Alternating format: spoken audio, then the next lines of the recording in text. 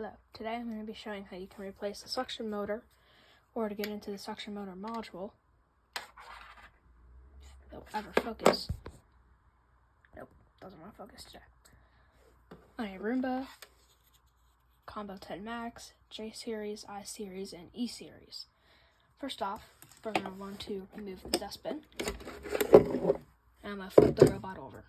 If you need the part number for the suction motor, that's it right there. You can pause to see it. What you're going to do next after removing the dustbin, you're going to remove the 5 screws, or you also got to remove that side brush. But you want to remove this screw, this screw, this screw, that screw, and that screw. Let me do that really quick. And you're going to do that with a simple Phillips head. Next, after you do that, you're going to want to just simply, this should just pop off. If you want to be overly cautious, you can just remove the battery. In this case, I will. You don't really need to be, but you just pull this little tab back right there. The battery should just pop out. There you go. Next, you're going to want to remove this screw, that screw right there, and that screw. And for those screws, make sure you use a slightly smaller drill bit or screwdriver. Next, this module should just come out, sort of. Sometimes it's a little stuck in there. It's also hard to do with one hand. It's stuck. Hold on, I'll get it out really quick. I got it loosened up. Basically, all you do is you just push this up and it should come out. Clean up any debris under here. There's your suction motor. Those screws are not going to look the same. Those are just extra screws because the other ones have either sheared off, as you can see right there, or just broke because they broke for some reason. There's another suction motor number, which I think is the same as this. All you need is just the top number right there. Doesn't matter what this is because it's different on a whole bunch. Alright. Next thing you're going to want to do, so you're going to want to see these couple wires. How many? There's 4. There's a red, yellow, blue, and black one.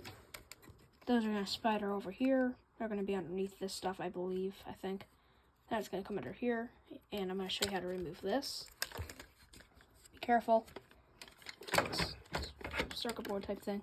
Should just come out like that, or I don't know. Let me get it under because it's hard to do it with one hand. Alright, now that is done, we're gonna take the suction motor off.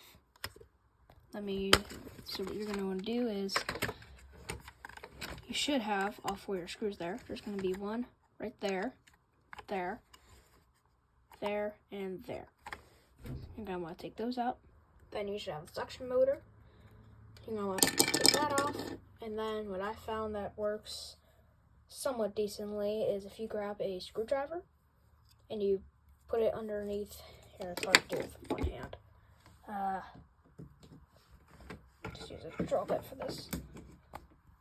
What you do is put it under here and try and pry it up a little bit slowly. If you do it too hard, it might break.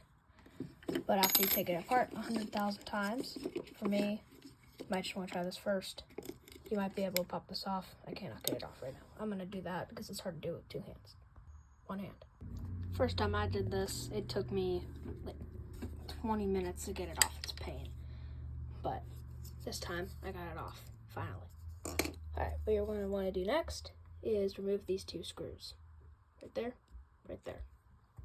When you're done doing that, all you have to do is just take these out.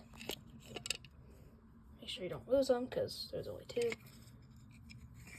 Alright, and then you have your suction motor. There you go. Then I'm going to show you how to reinstall it if you can't already figure out how to do it.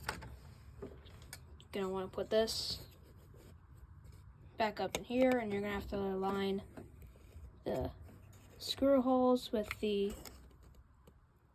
You're going to want to line the screw holes with those holes right there. that, and then you're just going to want to drive the screws back in. Should look something like this once you're done. Next thing you're going to want to do is put on the fan, which isn't hard. You just should be able to put it back on. Again, it's hard to put on with one hand. All you have to do is align that with that hole right there. Should look something like that. Don't press too hard or else you could break it. I don't know if you can, but you might. I don't know. Next thing you're going to do is put this cover back on. Put the cover back on, and then you're going to want to put the screws back in with the holes right there. Go right there, right there. Don't ask about him, which you would want to put one there, and right there. There you go. Now you just gotta spider it over again, like this. Just make it go all over the place, back to here, back to there. I'll show you how to install it. Alright, so I just realized that I put this on the wrong way. What you're going to do is you want to make sure that this thing right here is on this side instead of that side, or else the wire will not be able to reach over here. The little circuit board should literally just pop in. If it doesn't, then there's something wrong. Or there might not be something wrong, it just might be you doing it wrong. But for me, it just pops right in. What thing you want to do, just look at it, make sure everything looked okay.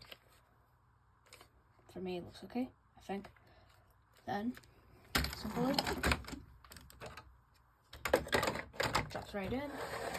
Drive the screws back in. Do that really quick.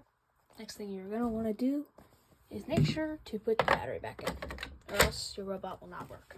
And that's probably an obvious, but just saying. After, you're going to put that back on. I'm going to drive the screws in, as you remember. If you remember, that one, that one, that one, that one, and that one. After you drive the screws in, you want to put a side brush back on, and you drive that little screw in. Very simple. Don't over tighten it or it might strip out. After that, grab your bin, put it back in.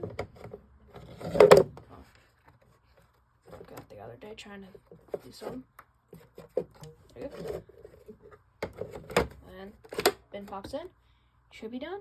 I'm gonna wait for the robot to boot back up, and I'm gonna see if a $1 AliExpress thing works or not. Now let's boot it up, see if it works. Empty the bin. Let me fix that. I don't know why it's saying that. Alright, so more than likely that was not the new part. I just set it on clean when the bin is still full. See if it works.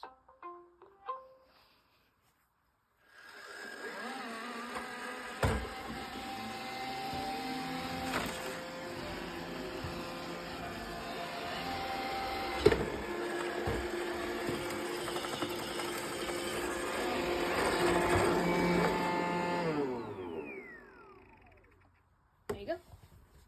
It works. $1, not bad.